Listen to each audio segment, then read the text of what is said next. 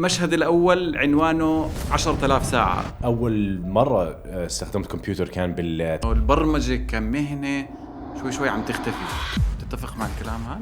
أنا مرات كنت أروح على الامتحان وأجيب 90 و95 ويرسموني غياب، فقررت إيش؟ أعمل هاكينج. هاكينج لشو؟ للجامعة الأميرة سمية. أنت عملت هاكينج للجامعة؟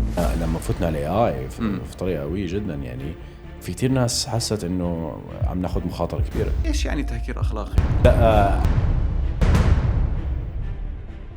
ضيفنا لليوم أكبر إثبات إنه العربي اللي مثله مثلك بيقدر يوصل لأبعد مراحل النجاح. تقدر توصل لمرحلة إنه مؤسس جوجل يكون جارك، إنه مايكروسوفت تستشيرك بالذكاء الاصطناعي. ضيفنا لليوم أمجد مسعد، مؤسس شركة رابلت اللي بتطمح توصل منصتها للمليار مستخدم، وبيعتمد عليه اليوم أكثر من 30 مليون مبرمج حوالين العالم. أهلا وسهلا أمجد. شكرا باسل. حمد على السلامة. الله يسلمك. شو جابك لعنا؟ دبي أول مرة بجيها أنا، بس من زمان يعني جاب بالي أجي هون، وصحت لي فرصة إني أحكي بكونفرنس اسمه ستاب. وفي كونفرنس بالدوحة اسمه ويب سامت الأسبوع الجاي. في كمان أسبوعين في كونفرنس بالسعودية اسمه ليب. فاجوا مع بعض فدمجناها وعملنا تور بالريجن. يعني لا في الريجن كله. اول مره بتيجي على منطقه الخليج؟ اول مره باجي على منطقه الخليج، صحيح. واو، اهلا وسهلا. منور دبي. تسلم. دبي جميله جدا، يعني كتير حاببها. اي ثينك راح تنبسط في السعوديه، في الدوحه كمان. مش راح احكي كتير عن امجد. هدفي من المقابله راح تتعرفوا على امجد من خلالها. هدفي افرجيك انه انت كشاب عربي طبيعي، أمجد مش وارث $1,000,000 ولا دارس بجامعات أمريكية، ولا كان عنده فرص أكثر من أي حدا فينا، وقدر يوصل لهذا النجاح. فهدفي اليوم أن نقول لك هذا النجاح. حواري مع أمجد مقسم ل3 مشاهد، كل مشهد بيتطرق لجزء معين من حياته. بدنا نحاول نشوف الدروس اللي ساعدته على النجاح، وراح نغوص في البرمجة والذكاء الاصطناعي وكل الأسئلة اللي كانت عندكم. خلينا نبلش ندخل بالمشهد الأول. بدي أرجعك شوي بالهيك بالزمن لورا، وارجع المشاهدين لورا. يلا بنرجع. المشهد الأول عنوانه 10,000 ساعة. زي ما بتعرف جلادويل في كتابه بيحكي إنه بدك 10,000 ساعة عشان تحترف أي مهارة. هاي نظرية ما بعرف إذا لساتها صحيحة، بس فيها نوع من الواقع. يعني common sense. بتحس إنه طبعا يعني كل حدا صار إشي كبير بمجال معين، كتير قاعد يشتغل على السكيلز هاي تاعته. صح. عزيز المشاهد، بدي إياك تتخيل حالك في مدينة عمان، تحديد في منطقة اسمها ضاحية الروضة. منطقة مأهولة بسكان متوسطي الدخل، منطقة كثيفة سكانيا وفيها صداقة عالية بين الناس الموجودين. هي المكان اللي بنسميه حارتنا، الحارة اللي كنا نلعب فيها طماي وسبع حجار وكرة قدم وقلول والألعاب الشعبية اللي كل الأطفال العرب اللي بيلعبوها. وبتذكر في صيف 1996 كان عمرك أيامها 10 سنين، إيش زي هيك. هاي الصيفية أمجد اختفى.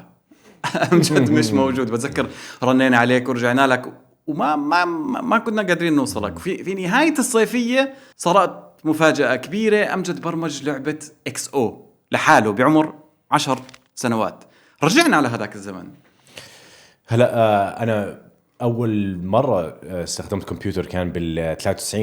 أبوي طبعا كان بيشتغل بأمانة عمان الكبرى، مهندس. طبعا ما كانش معه كتير فلوس، بس صار عنده هوس بالتكنولوجي، يعني دين مصاري حتى يجيب كمبيوتر. أوكي.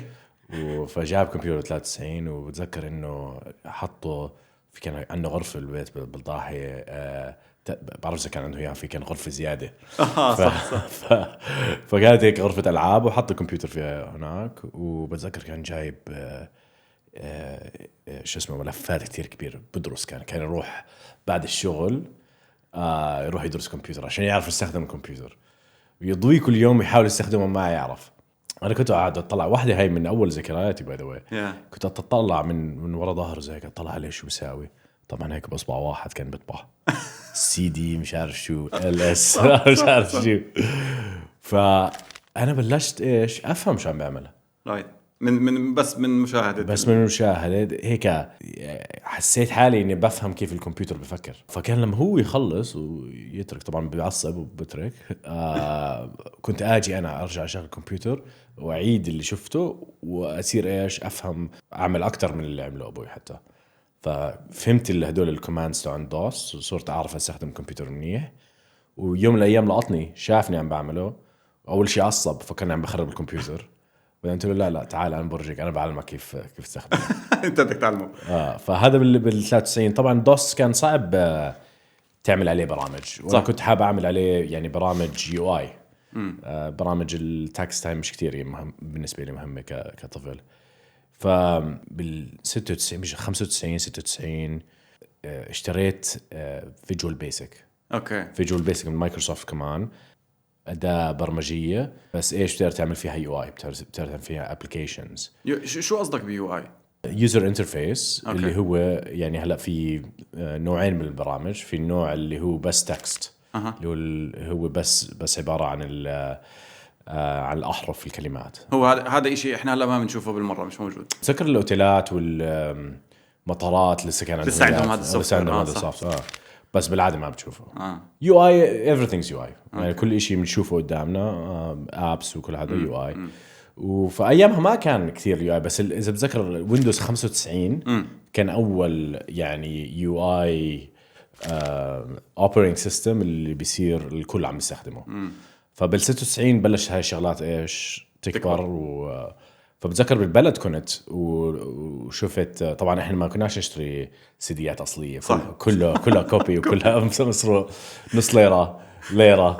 فكنت بالبلد، كنت انزل على البلد، احب اروح عند هذول بالشارع كانوا يبيعوا السيديات، ما كانش محلات كمان بالشوارع، كتب وسيديات وهيك شغلات. فاشتريت فيجوال بيسك، اصلا ما كنتش عارف شو هو، فاشتريته. بس لما رجعت على البيت وبلشت استخدمه انهوست، لانه بتقدر تعمل برامج كتير بسرعه، بلش تعمل جيمز وهيك. وبهديك الصيفية ما طلعتش من البيت، انه مجرد كان في وقت عندي برا المدرسة وما عنديش اشي اعمله، فضلتني قاعد على الكمبيوتر هديك الصيفية من الصبح لليل. حتى ايام ما كنت انام، فكان ضلت تجيني افكار جديدة، كنت اجرب هاي، بدي اجرب هاي.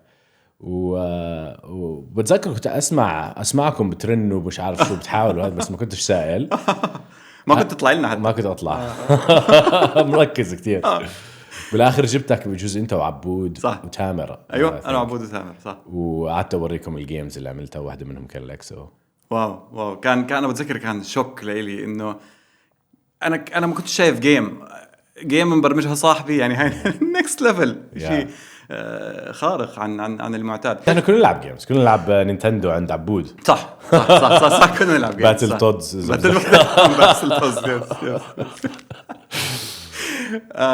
كيف تعلمت؟ كيف يعني انت ايش اخذت فيجوال بيسك وشغلته؟ ما في انترنت صح بهذا الوقت؟ لا لسه ما كان في انترنت بهذا الوقت. تجربة، بتضل اجرب وبضل يخرب. كان في كتب، كنت انزل على البلد اشتري هدول الكتب. كنت اشتري كتب. لما وصل الانترنت على الحارة، اي سنة كانت؟ 98 99 زي هيك. صرت اروح هناك وانزل برامج من الانترنت، وتصير ايش تلعب فيهم البرامج، تغير اشي، شوف شو يصير. في كان ويب سايت اسمه vbcode.net او شيء زي هيك، وبتروح عليها بتصير تتصفح برامج. صرت انزل برامج، انزل بذكر اطبعهم على ديسك، ارجعهم مع البيت، ارجع فوتو واحاول اشغلهم، احاول اعملهم هاكينج، غيرهم، اعمل فيهم اشي. تعلمت زي هيك يعني. وفي كمان كان ابن خالي كان بالجامعة الجامعة التطبيقية كان بلش يدرس علم حاسوب. فمرات كنت أرن عليه وأسأله إنه مثلا أعطيني هالكود لهذا الإشي. فكل وسائل الموجودة بتحاول، يعني إذا أنت بتلاقي أي مشكلة، فعندك أكثر من طريقة تحاول تحلها، تسأل الناس، تحكي بالتلفونات. فعبارة عن تجربة، وبس يطلع لك مشكلة بتحاول تحل هالمشكلة. يعني بس بدك تروح يعني شوي أكتر من اليوم. الموضوع بسيط، أنا بسوي جوجل سيرش وبلاقي الحل. أنت كنت تروح لا أبعد من هيك، تستشير ناس، تشتري كتب من البلد. بالزبط. يعني مشوار مش سهل. هلا كطفل أنا بالنسبة لي البرمجة إشي معقد ومش مسلي. أنت كان يسليك؟ كان كتير سليني، كان زي البازل. هلا بالنسبه لي البرمجه زي هلا يعني اذا انا مثلا متوتر او مش مبسوط او ما هيك يعني نفسيتي تعبانه، اول شيء بعمل ببلش ابرمج على السريع، هيك بتروقني. فمن زمان هيك، ومش بس البرمجه على فكره، اي شيء الكترونيك يعني كنت دائما كنت احب اصلح الكمبيوترات، كنت احب اعمل فورمات، كنت احب بتذكر هذا. صح. بعرفش، هي عباره عن حل مشاكل. حل مشاكل. حل بس مشاكل. يعني بالطفولة عادة الواحد بيكون بده يلعب، بده يحل مشاكل. ما بعرفش هاي من وين اجتني، من ربنا بجوز، بس يعني بالنسبه لي دائما كان حتى الجيمز. ليش حبيت الجيمز؟ كنت احب الجيمز الاستراتيجي كتير. جيمز اللي فيها تفكير، اللي فيها هذا، فكنت احب دائما التفكير وحل المشاكل. كنت احب حتى الشده، وحتى شو رح نحكي لقدام عن الكاونتر سترايك وقت ما بلشت بالجيمز. بس بالنسبه لي كل شيء تشالنج، وكل شيء عباره عن كومبيتيتيف. اذا بتذكر انا واخوي عامر كنا نسبح. صح. كنا كومبيتيشن يعني، صح. كان عندنا درج فيه ميداليات معبى. كنت بتحفي السباحة. فكنا نحب التشالنجز، وكمان اهلي كمان عودونا هاي شغله يعني انه كومبيتيشن وتشالنجز وهيك شغلات. يعني بتحب التحدي. كنت شاطر بالمدرسة؟ لا. ليش؟ بس شوف، انا كنت شاطر. كنت شاطر اذا في اشي بلاقيه في عندي اهتمام فيه بكون شاطر فيه. بس مثلا تاريخ او اجتماعيات او شيء زي هيك لا، ما عنديش انترست. رياضيات كنت احبه. كنت احب الرياضيات. كنت احب الرياضيات.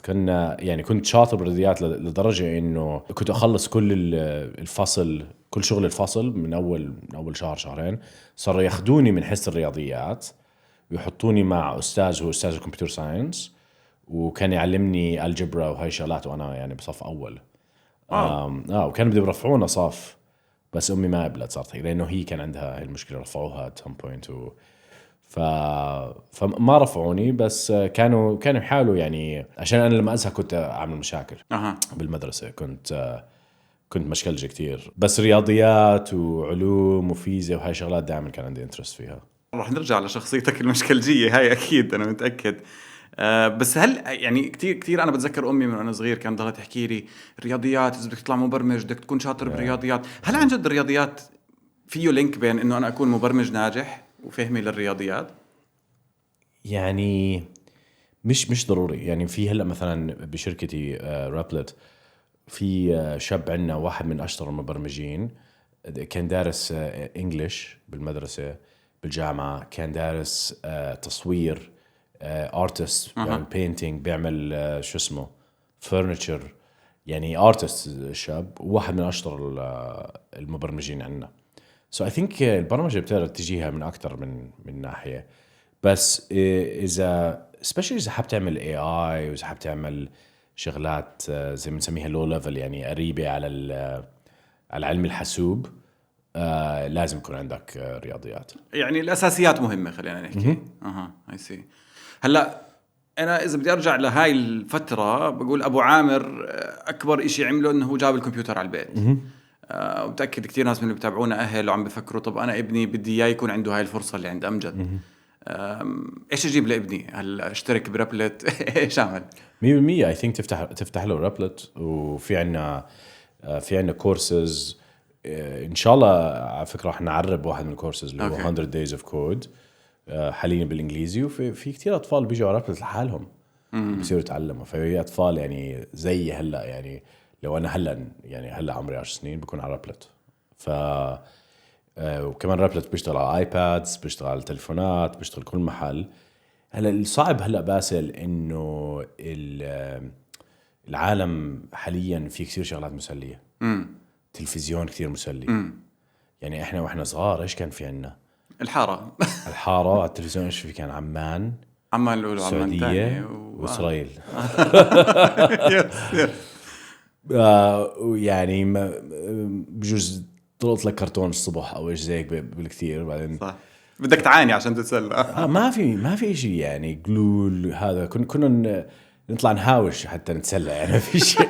الزهق كان كنا نخترع تسالي. حاليا الأولاد ما بيزهقوا، لأنه يوتيوب عبارة عن infinite entertainment، في جيمز كل محل. فالمشكلة إنه مش الإكسبوجر، مش إنه تحطهم قدام الكمبيوتر وتشغلهم رابلت. المشكله انه تخليهم عليه وتخلي ايش الانترست. الحلو بالموضوع بالبرمجه اول ما تبلش تاخذ عليه بتصير ايش، بتصير اشي لسه احلى من انه عادة طلع تلفزيون. اشي مسلي جدا لانه في نتيجه. في نتيجه. بس لازم ايش يوصلوا للمرحله انه يشوفوا نتيجه.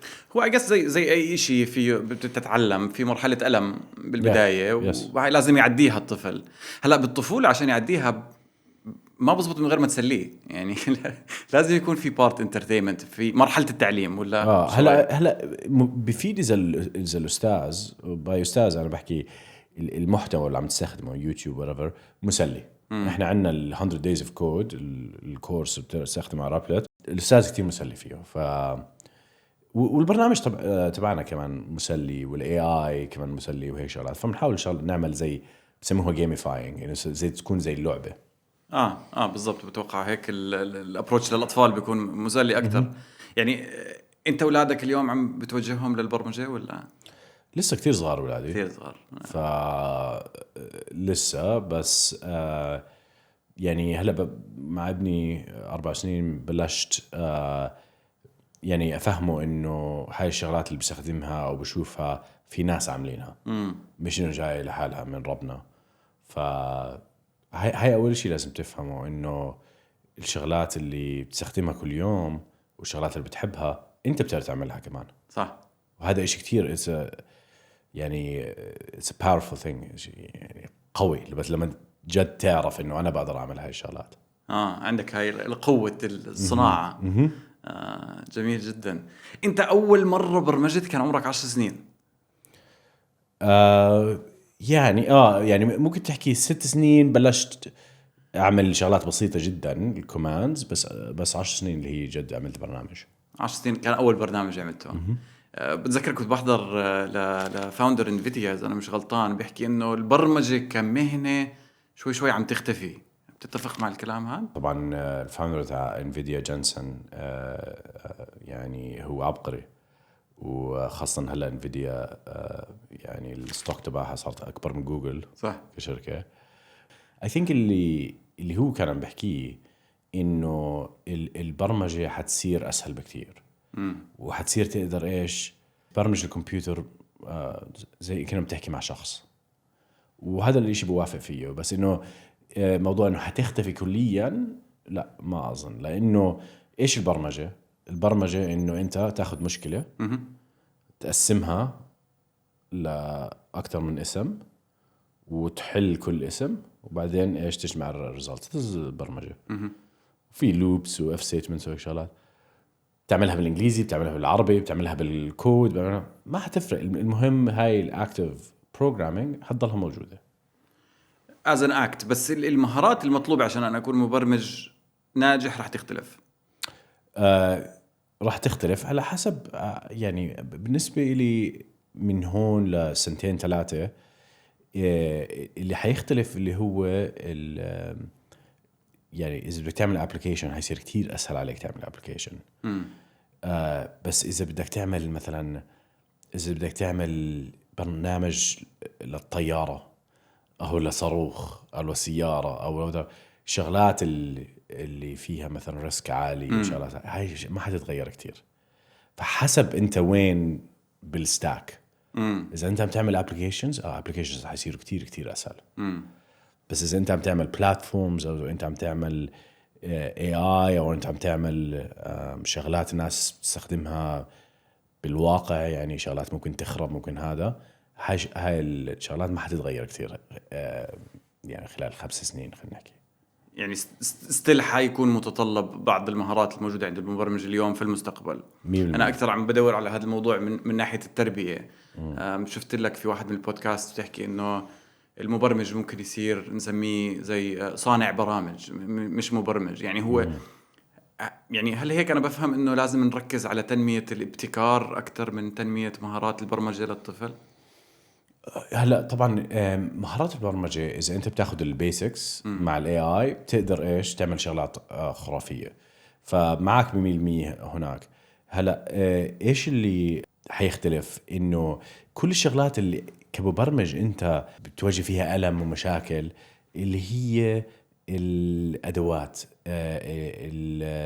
البجز، الشغلات اللي ايش عم بتخرب عليك. المشاكل اللي بدها انسان في كثير مشاكل مش ضروريه. وهذا كل مبدا رابلت، انه الادوات اكشلي هي اللي عم بتخلي البرمجه صعبه. فبالنسبه لي كل هاي الشغلات حتنحل. ولما تنحل كل هاي الشغلات، الاشي الوحيد اللي حيضل اللي هو المشكله وحلها. وهاي الشغله اساسيه عمرها ما حتروح. فايش هاي السكيل بتسميها؟ حل مشاكل. حل مشاكل. حلو سكيل جديد. يس problem solving. problem solving هو problem solving مع شويه ابتكار. ابتكار، لوجيك،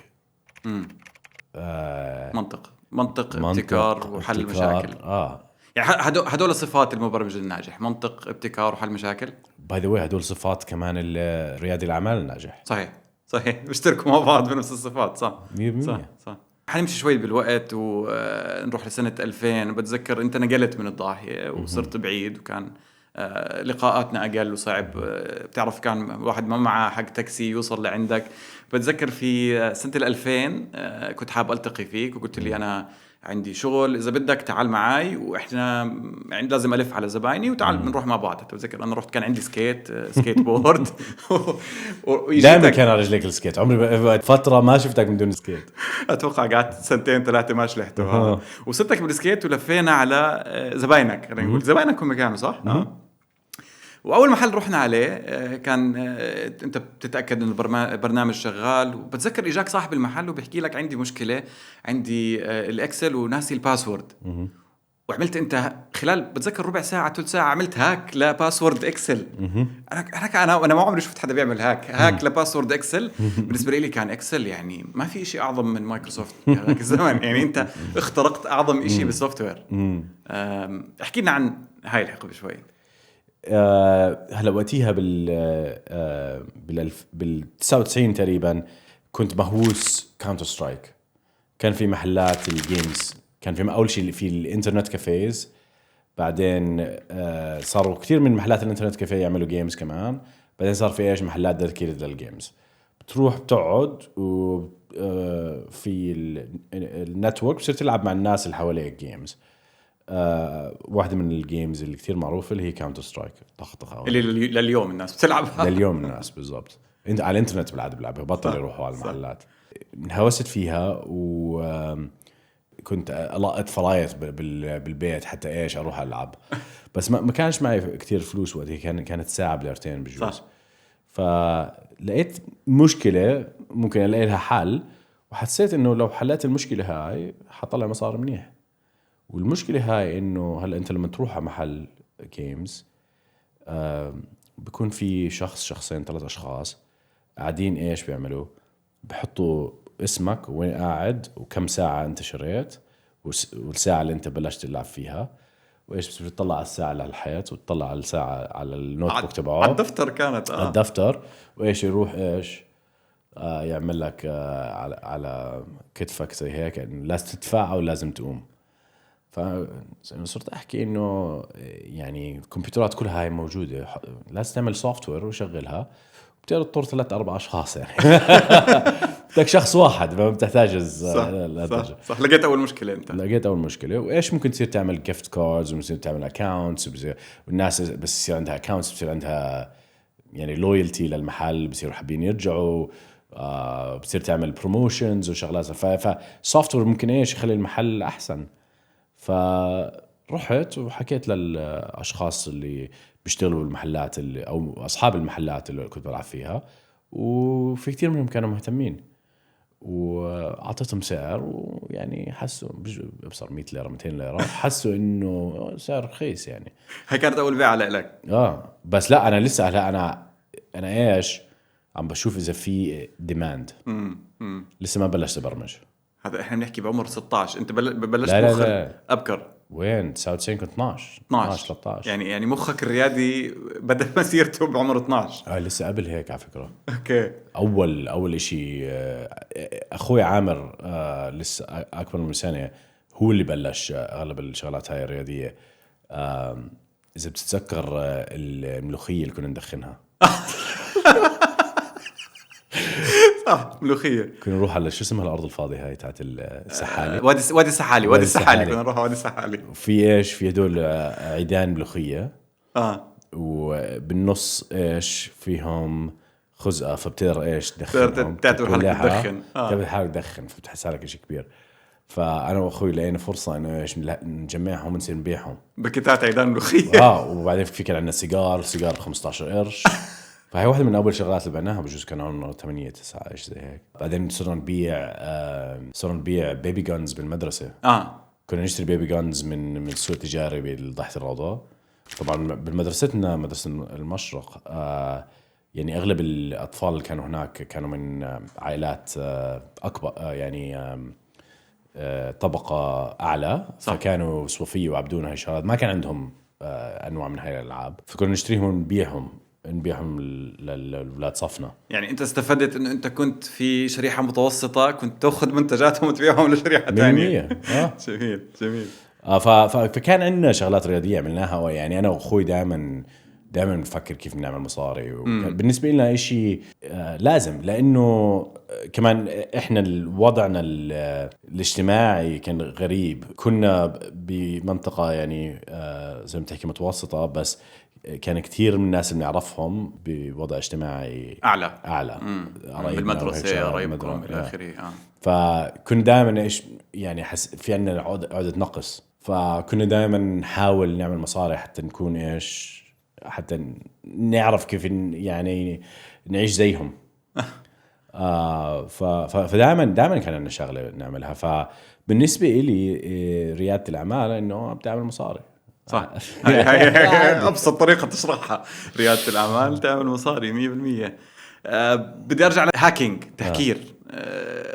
بتوقع بهذا العمر بيكون إشي ممتع لإلك إنك تعمل هاكينج أو تخترق إشي. يعني كان فعلا هيك؟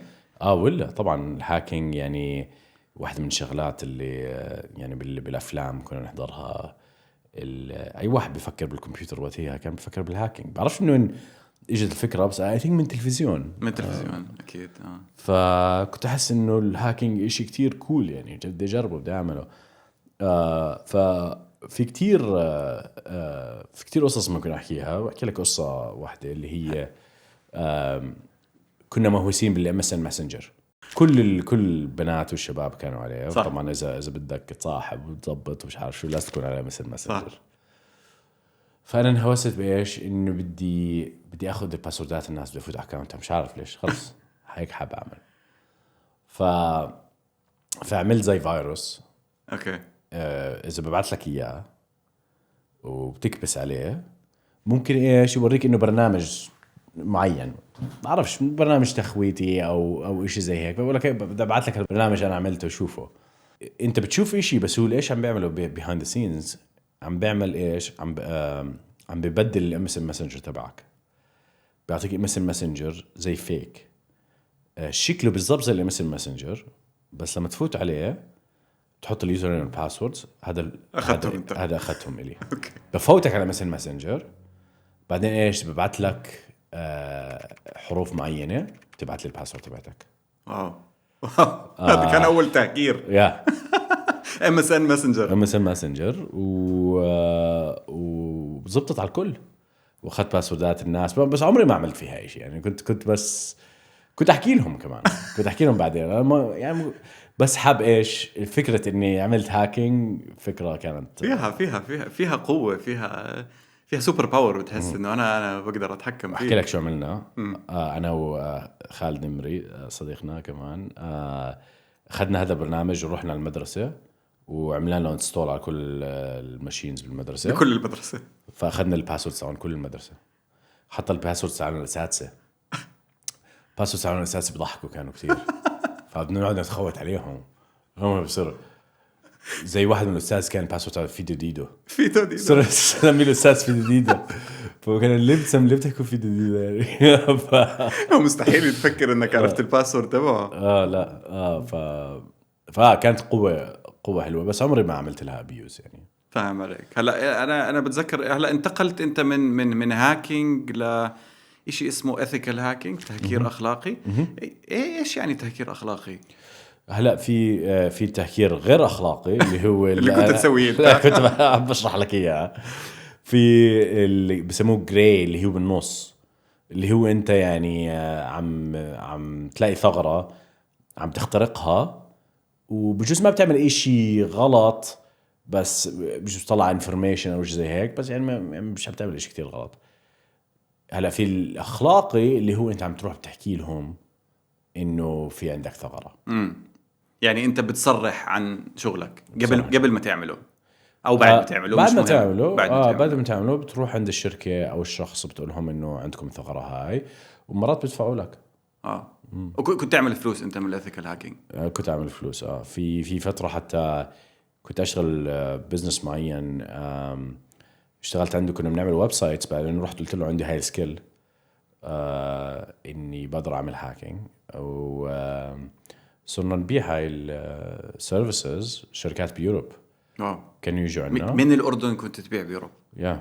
كانوا يجوا عنا ويحكوا لنا انه شوفوا اذا عنا ثغرات، وكنت افوت اشتغل يومين ثلاثه اطلع لي ثغره او ثغرتين كبار، يعني اكتب ريبورت وابعث لهم اياه، وكانت تفاعلنا منيح. عمرك اخترقت إشي كبير، إشي بدون اسرار يعني، إشي I think انه بقدر احكيها. اورنج شركة الاتصالات الأردنية. ما راح نكمل بالتفاصيل. رحت حكيت لهم. اوكي سو ممكن نعتبرها اثيكال هاكينج. لا، عن طريق هاي الشركه اللي كنت، هاي الشركه اللي تشتغل فيها صاحبها بلجيكي. ف لقيت الثغره باورنج، ثغره كبيره كانت، بتقدر تفوت على الريكوردز الاتصالات تاعت الاردن. فرحت قلت له انه في هاي لقيت الثغره هاي، وبقول لي خلينا نروح نشوفهم. ورحت لبست بدله، اول مره البس بدله كتير كبيره علي كانت. ورحت وكان المدير الأورنج فرنسي،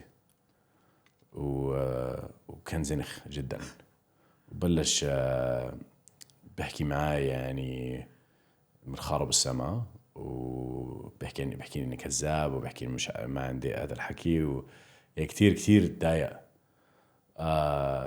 وما قبلوا يشتغلوا معنا، بس أنا اللي عملت اللي علي، حكيت لهم عنها. أنت بلغتهم بالثغرة، هم ما صدقوا. at the time ما صدقوا، بعرفش إذا راحوا وصلحوها، ما شيكت. ما تابعت الموضوع. واو عجيب. من الأشياء اللي في شخصيتك بحس ساعدتك على النجاح، صلحني إذا أنا غلطان، الاندفاعية أو الريسك تيكينج، حب المغامرة، حب أخذ الخطر. مش هقعد أحكي كتير فضايح عني وعنك عن أخذ الخطر، بس بتذكر أيام الجامعة كان عندك سيارة، أكيد قدرت تشتري هاي السيارة من كل الأشغال اللي هاي كنت تشتغلها.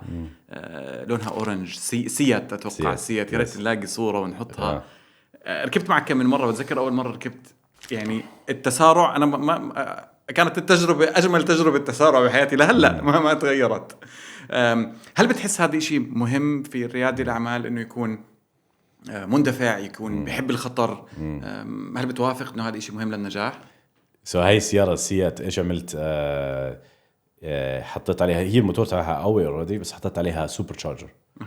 السوبر تشارجر بيعمل الاكسلريشن شيء خرافي يعني. فكتير سليت فيها هاي السيارة، بس كان عندي كثير كمان مشاكل فيها كمان. في مرة انحرقت، وفي مرة صح. كان في مغامرات كثيرة. الشرطة طبعا ما كانوا يحبوها أبدا بالأردن.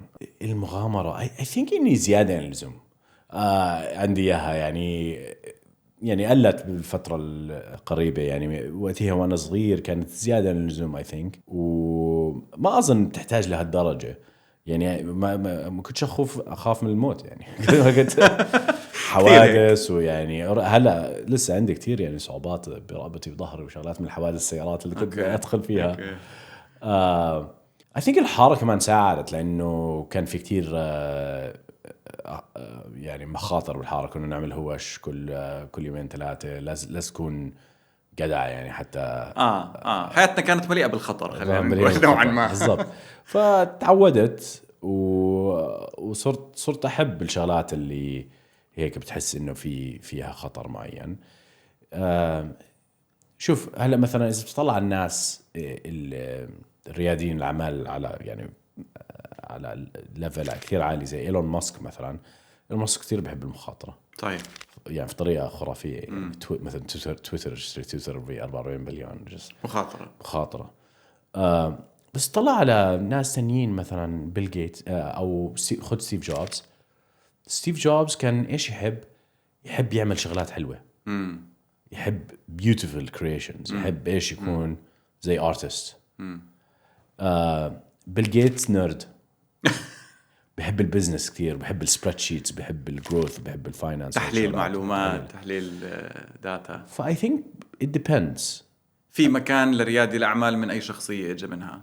وفي ناس ببلشوا هم رياديين اعمال ببلشوا بعد ما يعني يعملوا شويه مصاري ويصير عندهم شويه يعني basic what do you call it, like net safety net. يعني يحمي حاله، يضل في السليم هو ويعمل إشي بس مدروس، خلينا نحكي. بس I think كل ريادي أعمال لازم أتليست عنده شوية ability إنه إيش ياخد bets صعبة، قرارات بوضع طبيعي هو ما بيرضى فيها. بالضبط. لأنه مش حتجرب من غير ما تاخد مخاطرة. وكمان بالتكنولوجي، خاصة لما التكنولوجيا بتتغير كتير بسرعة.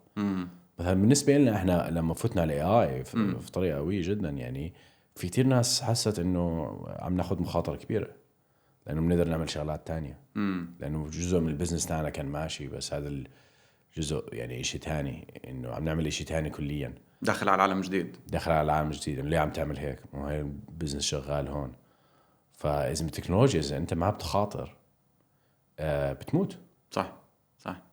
بس اليوم بحس الأدوات بتسمح لك يعني تخاطر بمدة زمنية قليلة وبعدين بتشوف النتيجة. يعني مش المشوار المخاطرة مو زي زمان. حسب يعني شوف في بيزنسز هلا الاي اي يعني كليا حتغيرها. يعني في بيزنس كليا حتروح. فهدول البيزنسز ما بخاطروا بشكل كبير، ما راح يضلوا. معناته بتتفق معي المخاطرة مهمة والسيارة كانت مهمة. يعني هيك احنا وصلنا تقريبا لمرحلة الجامعة. انت درست في جامعة سمية في عمان الأردن. كان تخصصك كمبيوتر ساينس، صح؟ كيف كانت رحلتك مع الجامعة؟ أنا بتوقع أنت لما وصلت الجامعة كنت أوريدي فاهم البرمجة أكثر من اللي بدرسوك. شوف لما وصلت الجامعة كنت بلشت أدرس وأفكر بالذكاء الاصطناعي من أيام الجامعة. والفكرة اللي توصلت لها إنه البرمجة حتختفي والذكاء الاصطناعي حيعرف يبرمج حاله. هذا كان عمري 18-19. فلو أول ما فت على الجامعة فت actually هندسة حاسوب. ليش؟ لأنه كنت بطل مبرمج، حسيت إنه البرمجة خلص حتروح، ورحت اشتغلت IT. لأنه إيش تحكي بالي هلا لما الحاسوب يعرف يبرمج حاله ستيل بدك حدا يبني الحاسوب، بدك حدا يصلحه، بدك حدا يعمل، بدك مهندس، بدك IT. فرحت اشتغلت بشركة IT. صراحة حبيت الشغل. كنا نشتغل يعني على سيرفرات بشركات هون بالأردن، شركات كبيرة. لأنه أنا حسيت حالي ختمت العلم بالبرمجة. بعد سنتين وأنا بعمل IT وهندسة وهاي الشغلات رجعت لحبي للبرمجة، واكتشفت إني أنا يعني لسه ما بلشت أكتشف أدوات برمجية جديدة، بلشت أكتشف لغات برمجية جديدة. صرت أقرأ شو اسمه بلوج بوستس ل بول جرام هو المؤسس لشركة واي كومبينيتور اللي هي أكبر حاضنة للشركات الناشئة بالعالم. طبعا بنرجع له لأنه له دور. بس هو كان كتير يكتب عن إيش؟ عن حب البرمجة. كان يكتب عن اللغات البرمجة وكيف هاي ممكن تساعدك تفكر، تغير طريقتك بالتفكير. فهذا إيش رجعني لحب البرمجة. وهلأ إيش واجهت صعوبة. إيش الصعوبة اللي واجهتها؟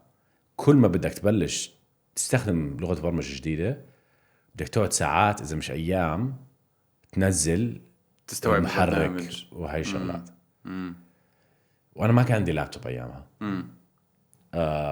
كان لابتوبات كثير غاليين، صح. 2005.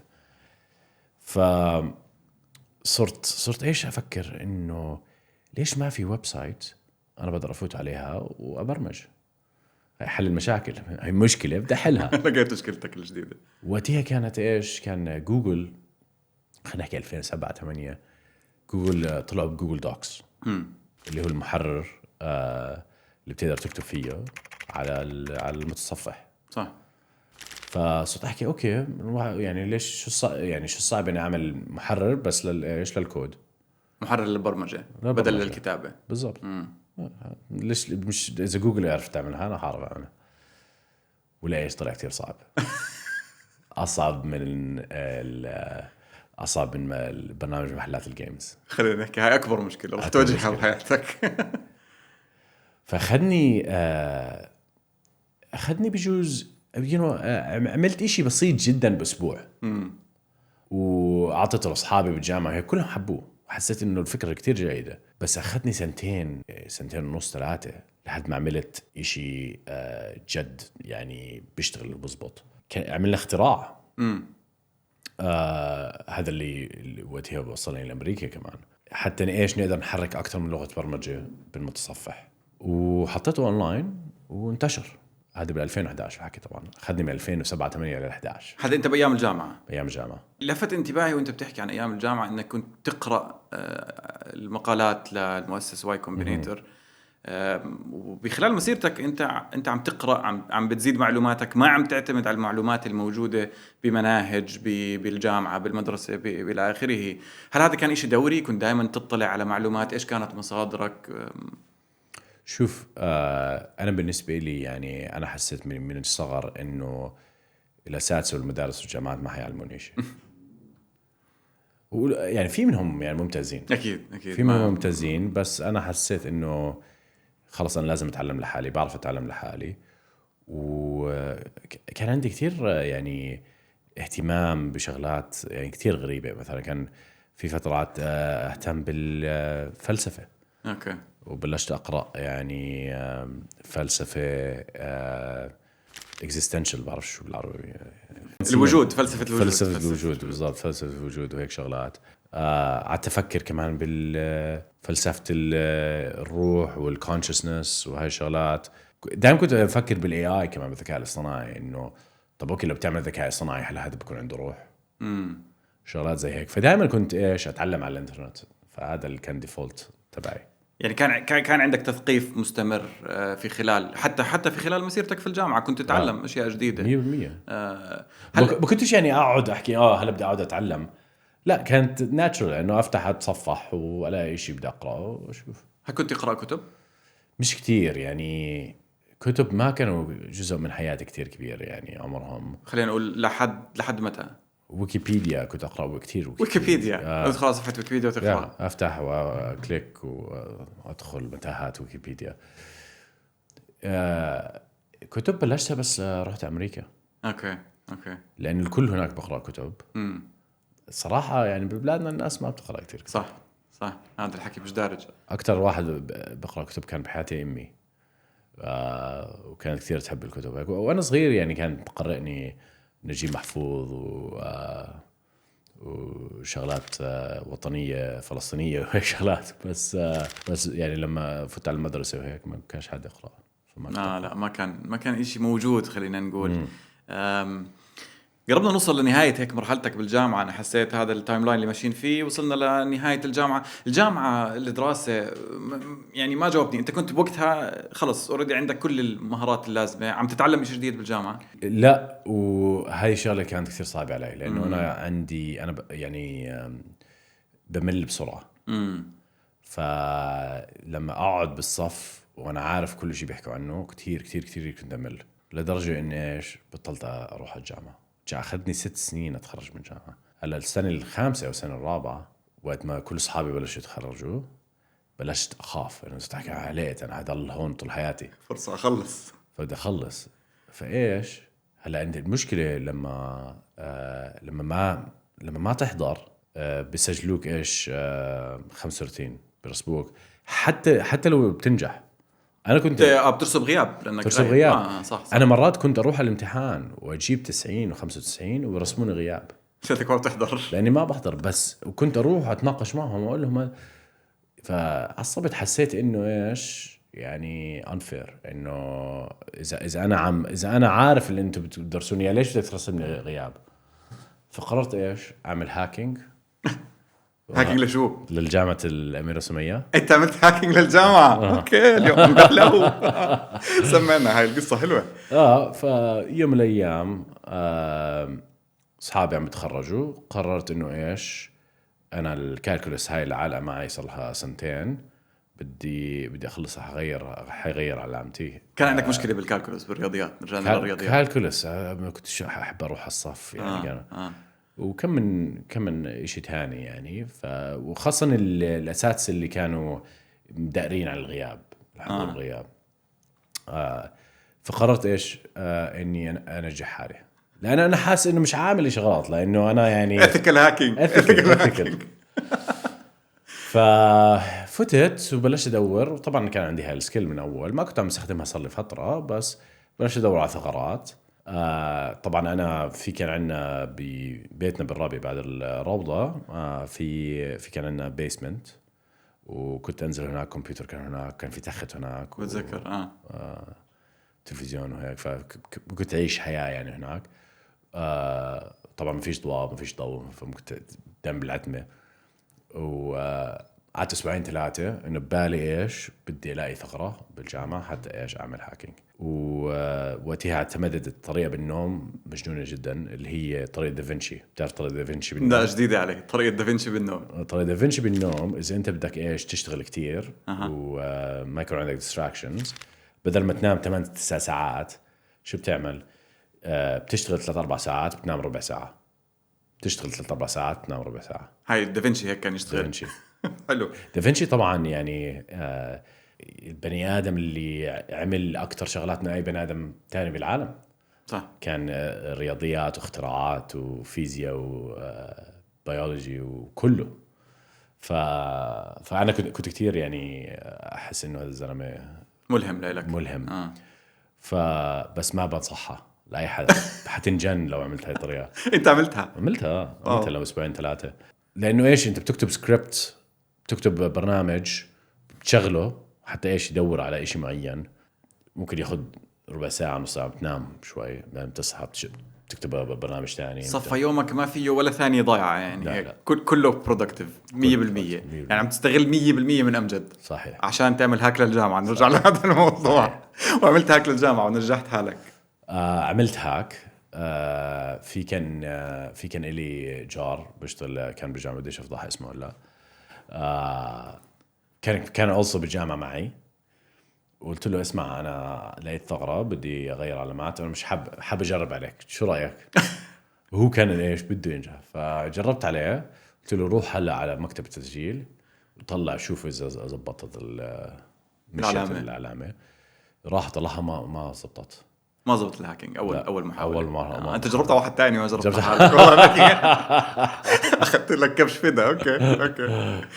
المهم ضلتني أجرب لحد ما زبطت. طلع فيه كان عندهم سيستم معين اللي هو في داتابيز، اللي هو ريد اونلي، في داتابيز رايت اونلي، بدون ندخل بالتفاصيل.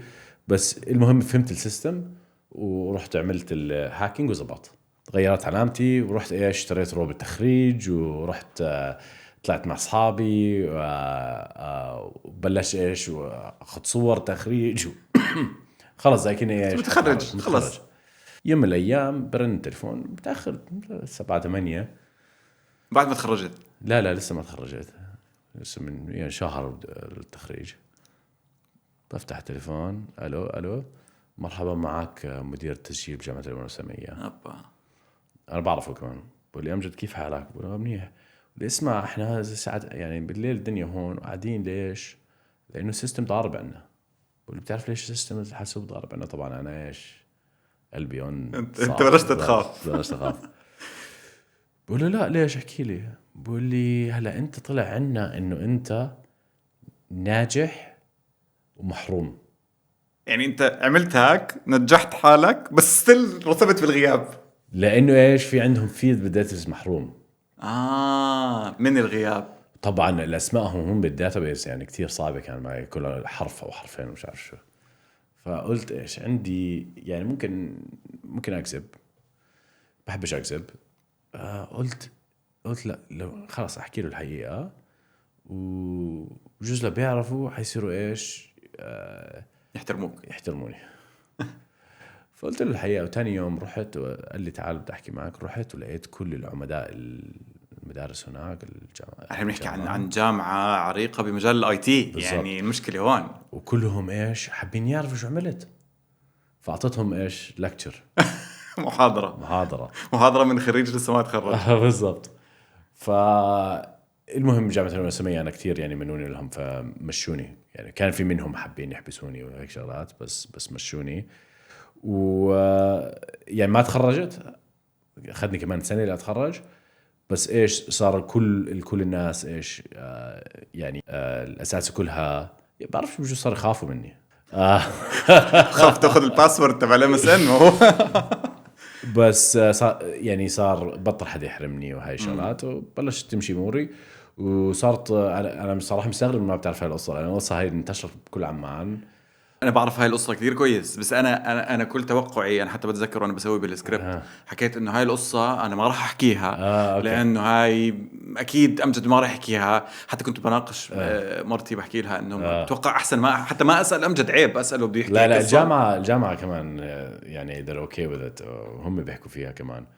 وحتى جابت لي هاي شغل بخربيش. كانت هاي نقلتك لاول وظيفه بخربيش؟ هل الخربيش كانت اول وظيفه؟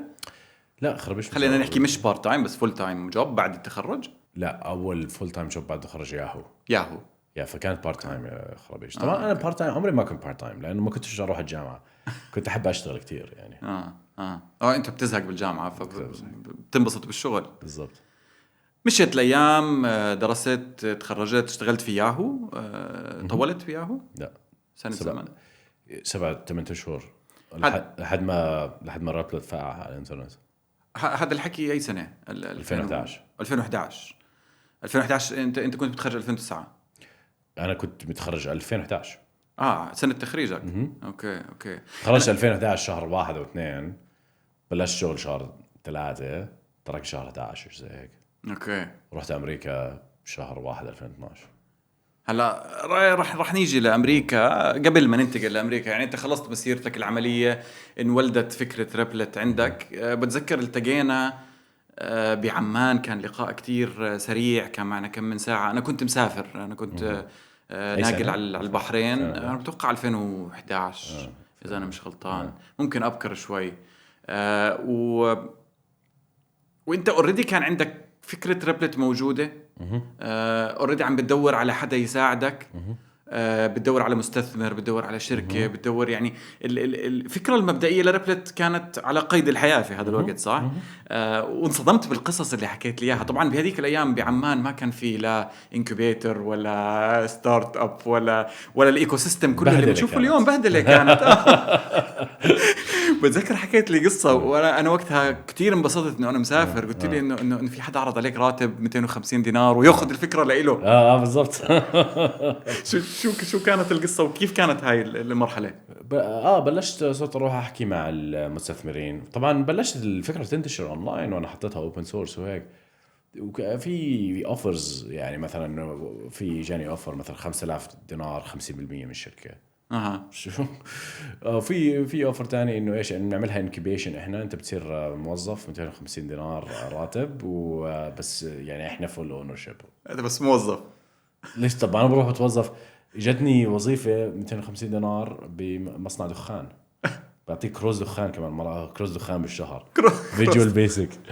قلت له شو بدي يعني ليش اعطيك الفكره انا ببلاش؟ فكتير كانت يعني بريداتوري، ايش بالعربي نحكي، يعني كان كتير يعني يستغلوا استغلاليه. كان كتير يستغلوا الشباب الرياديين وهاي شغلات. كتير قصص يعني بتسمعها. بس هلا كتير تحسنت، تغير الوضع تماما. تغير. هلا في شركات ممتازه هلا بالاردن، شركات ناشئه. بتحس انت لو هلا بديت في احتماليه كبيره انه اصلا ما اضطريت انك تغادر؟ في احتماليه ما اضطريت اغادر. بس شوف في شغله بسيليكون فالي في ميزه فيها غير. يعني ان شاء الله بلادنا ان شاء الله دبي وعمان وهي شغلات هاي الميزات حتصير موجوده فيها. بس هناك يعني مثلا ناس بتحب الافكار كثير بيحبوا الافكار. هون الناس بتحب تقلد. اوبر شغال خلينا نعمل كريم. مش عارف شو شغال خلينا نعمل هذا للشرق الاوسط. بس هناك الناس ايش بتفكر بشكل عالمي، بتفكر افكار جديده، بتفكر في هذا. خليني انا اكون الاول. هنا لسه المستثمرين ما بيحبوا يستثمروا بشغلات يعني اول. صح، يعني انا حتى من الناس اللي كتير بقتدي فيهم فادي غندور. بتذكر كنت بحضر له بودكاست. كان فادي one of the best. فادي كان بيحكي الجمله هاي عمري ما بنساها، بضلها ترن في مخي. كوبي بيست انوفيت. كان يضل يعيد كوبي بيست انوفيت. تاريخ ارامكس هو كوبي بيست اند ذن انوفيت. كل الشركات الموجوده اليوم في العالم العربي كلها منسوخه، ولكن تطبق التميز. يعني اذا فادي عم بيحكي لنا روحوا هناك. هلا اكيد بدنا إشي مجرب، بدنا إشي نبني عليه. بس هلا بالنسبه للانفستر it's a very good strategy. They made a lot of money من هاي الاستراتيجي. بس انا بحكي لك يعني كشاب حاب يغير، حاب يعمل شيء جديد. رابلر عباره عن فكره كثير جديده كان وقتها. خلينا نحكي اذا انت عم بتحاول عندك فكره عم بتغير التاريخ، اصعب عندنا من سيليكون فالي. اصعب. مش حيكون لها تقبل. كل حدا رح يسالك ايش اثباتك، فرجينا وين نجحت، هل في زيها بامريكا ولا ما في زيها بامريكا. بالضبط. والموظفين حيكونوا كمان شوي صعبين وما حابين يشتغلوا اي شيء صعب زي هيك. I think في احتماليه انه ممكن فكره زي هيك تزبط. بس لسه بدنا شغل، بدنا شوية وقت لنوصل هناك. بهاي الفترة بلشوا يكتبوا عنك صحف وأونلاين ماجازينز عن فكرة ريبلت، صح؟ كان هذا أول مدخل، وبعدين إجاك عرض من أمريكا بناء على كيف سمعوا عنك؟ المشروع تبعنا الأوبن سورس، مصدر مفتوح، انتشر كثير بسرعة. انتشر على كل الويب سايتس تاعون المبرمجين والانتربرينورز وهي شغلات. الويب سايت تاعت واي كومبينيتور هاكر نيوز كان نمبر 1. فكتير ناس صاروا يبنوا عليه، صاروا يستخدموه، صاروا هذا.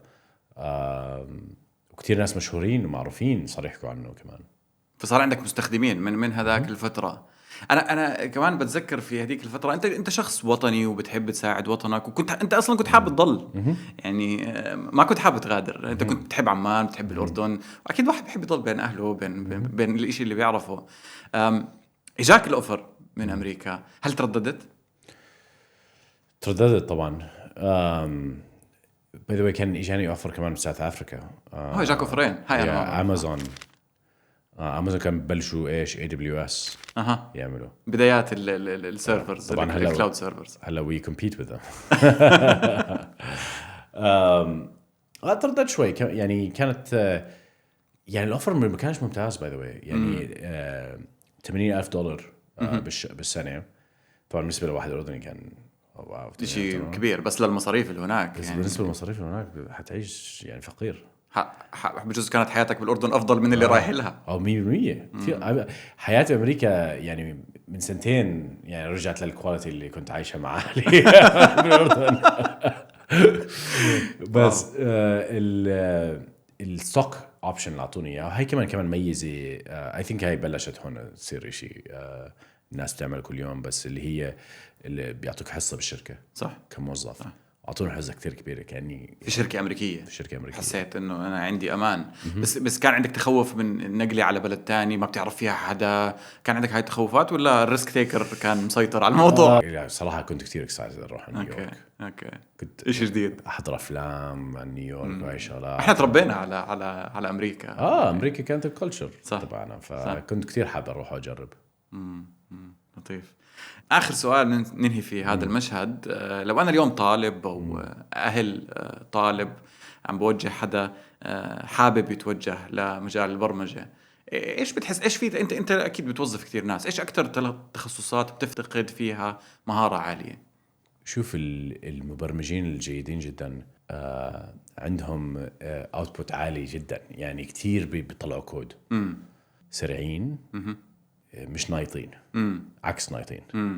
اول ما تيجي مشكله سريع ايش بحلها. ثاني إشي بفكروا في طريقه غير، يعني مش كل إشي انه زي ماشي على القوانين او على هذا. يعني ممكن تعمل شغلات غريبه، تكسر قانون او قانونين، يعني تعمل شغلات غير. بدنا نطلع عن العرف يعني عشان ننجح. 100%. انت اكثر حكيت عن مهارات. اذا بدنا نحكي عن تخصصات، انا اليوم انا خلصت توجيهي وبدي ادرس وبدي اصير مبرمج. ادرس كمبيوتر ساينس. يعني ما بتحتاج، بس I think إذا بدك إذا بتكون كتير منيح لازم تكون الأساسيات عندك كمان. أنا بحكي لك ما بتحتاجها. هلا ممكن أنت تروح من توجيهي وعسريت تصير مبرمج. تروح تتعلم على رابلت وعسريت تصير مبرمج. بس إذا حاب تتعلم الأساسيات why not go for it. I think إذا عندك الفرصة فوت كمبيوتر ساينس. هل في تخصصات مكملة للبرمجة أنت بتحس برضو ممكن يكون لها بوتنشل في المستقبل؟ الديزاين، اليوزر انترفيس. حكيت أنا قبل عن شاب عندنا بالشركة اللي هو الارتست، الفنان. هلا هذا الفنان ليش شاطر؟ لأنه بدمج الفن والديزاين مع البرمجة. فأنت البرمجة عبارة عن إشي تاخد يعني شكل أي وعاء بتحطها فيه. فيعني ممكن أنت تجيها من الفن، ممكن تجيها من العلم، ممكن تجيها من الرياضيات، ممكن تجيها من الذكاء الاصطناعي وهي شغلات. يعني أنا بالنسبة لي أنت شو اهتماماتك الحق اهتماماتك وحتلاقي حالك في محل يعني يونيك لك. حتوصل للنتيجة اللي بتناسبك أنت. يعني بغض النظر أنت شو درست، بغض النظر أنت شو عملت، رح توصل لهذا المكان. الحق اهتماماتك as long as اهتماماتك مش مخدرات وهيك شغلات. أكيد. المشهد الثاني alien of extraordinary ability. ممكن تحكي انك غني اذا انت بيجيك راتب $500,000 بالسنة، بس انت لما تكون مالك انت over time you're increasing the value. طبعا الناس بتفكر انت بتوصل امريكا بتصير تعمل ملايين وحياتك بتغير. ابوي بحكي لي قبل ما اجي الشرطه تدور عليك. فيسبوك، انستغرام، عن جد بسمعوا ايش بنحكي. فيسبوك حكوا لي لازم تروح عمان نطلع لك فيزا جديده. بتضحك هلا هوا.